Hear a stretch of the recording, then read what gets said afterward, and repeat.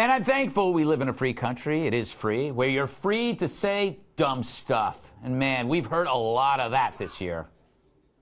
A president who is not fit to lead, who's going to do something crazy in 5 minutes, 1 hour, tonight or tomorrow. Like, what more do you need to hear from him to start thinking 25th Amendment or something else? How does she sleep at night? Anyway, and there's this. The worst case scenario that the president is a foreign agent suddenly feels very palpable. A robot. Yeah, he could be a robot, too. And who can forget this? This president has radicalized so many more people than ISIS ever did. Wow, that deserves an award. Just one more. In the sad event he does run, and he does lose, which would be a happy event, it would be stunning what we would see. He would be a president going, I'm not leaving. I'm not leaving. Can call the military. I mean, it is that. We have to look at this man. He really would do that. They really are the political equivalent of Beavis and Butthead. But what's really important is this. America now has the hottest economy on earth. We have taken historic action to bring back American jobs. We will make America wealthy again. We will make America strong again. We will make America great again. All right. Look. I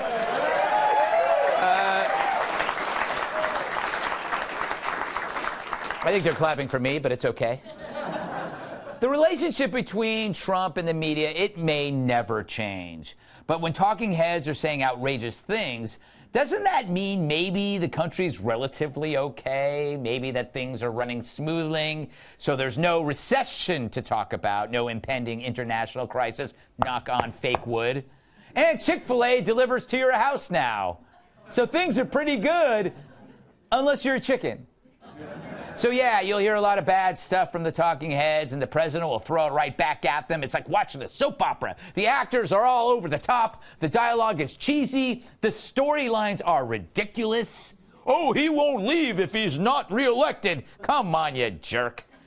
He'll start a coup. Shut up, you festering gas bag. And yet, but with any good soap, we the viewers just sit there and think, oh my God, I can't stop watching this crap. And it is crap, but that's okay, as long as we don't take it too seriously. As for the talking heads, will they be thankful for Trump?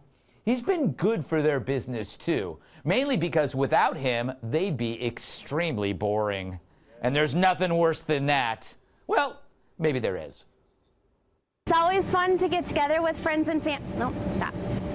It's always fun.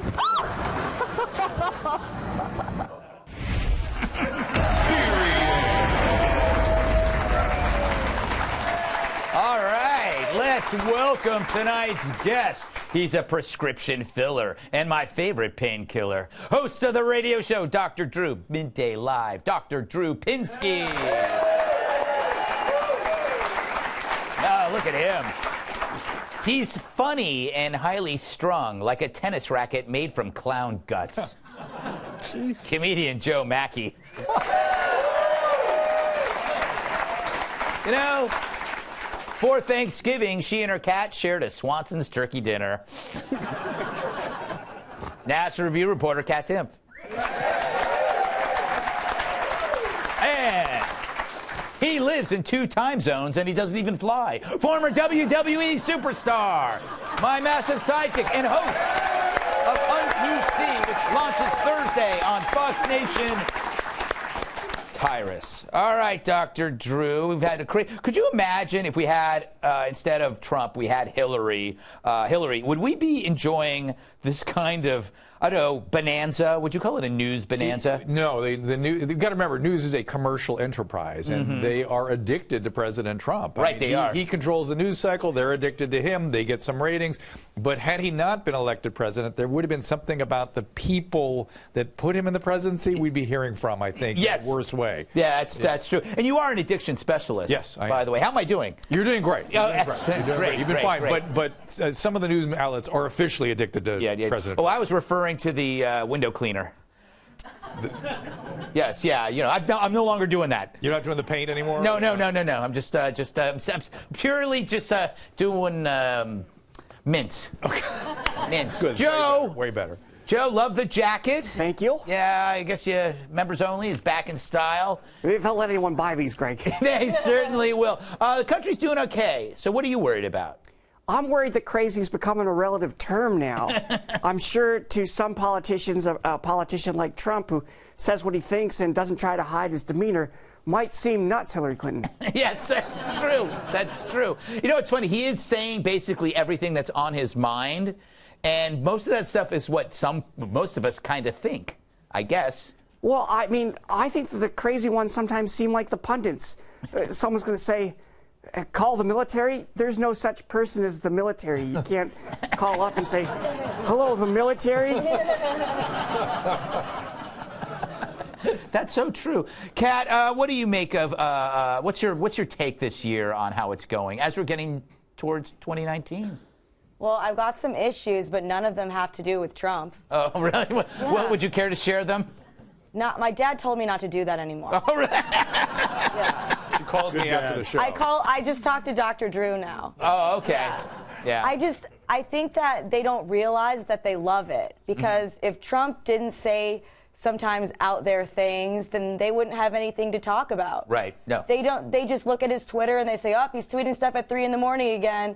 I can write about how he's unhinged or how he's crazy, and everyone's going to love it. And it's just this, they don't have to actually do any research anymore. It's so easy. Yeah. I'm even saying that for myself, right? This has been fun and easy. It's like being a kid and being able to have ice cream for breakfast, lunch, and dinner. That's what it's like in the media for Trump. And you just feel sick all the time because you have even so much ice cream, Tyrus. Yeah, and you're on a quick fast track to diabetes too, Rich. Yeah, yes. Maybe not. I mean, I still got the itis, so forgive me for talking slow. Yeah. You don't know what itis is? I'm not telling you. But look, even when he doesn't say anything, they'll just make something up. Right. They didn't really have any good quotes after the midterms, so he's pissed. Right, yes. The White House is dark. Well, it's a Saturday and everybody's off, so the lights are probably off, so it's a good chance. But they have to say his name. Mm-hmm. There's probably a rule.